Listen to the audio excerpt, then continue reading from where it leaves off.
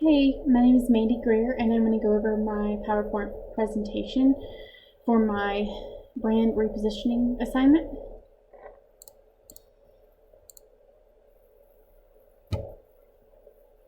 Whether new or existing, every product or company has a distinct image that is formed about it.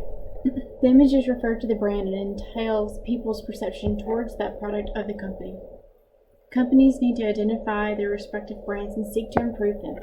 In this case, the product or company will likely be perceived positively. My brand is called Good For You, a retail store that sells household, food items, and electronics. The brand has fallen, and I desire to improve it again. Therefore, it is essential to explore the brand and issues that it has faced, the target audience, and my new brand identity and strategies to reintroduce my brand. The brand Good For You mainly deals with households, food items, and electronics. The mission of the brand is to nurture and inspire the human spirit by providing all that they need. The brand has a logo that leads people to the business, boosting its sales. However, the brand has faced some challenges. First, staying effective in e-commerce is one of the main challenges facing the brand. Big brands such as Amazon have dominated, and hence are difficult for the companies to sell their products online effectively. Secondly, lack of brand knowledge is also a challenge. It makes the maintenance of the brand difficult. Thirdly, the lack of vision development internally is a challenge. In this case, people working towards the achievement of the brand's vision may not know the vision of the brand. Fourthly, the lack of funds to develop the needed infrastructure and personnel for a brand can also be challenging.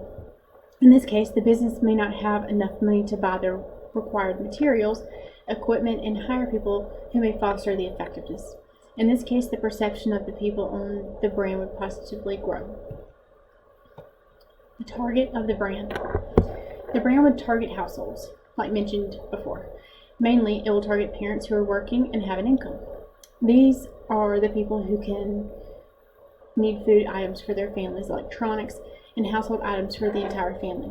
Working people with families would be an ideal target since they can afford food items, electronics, and household items.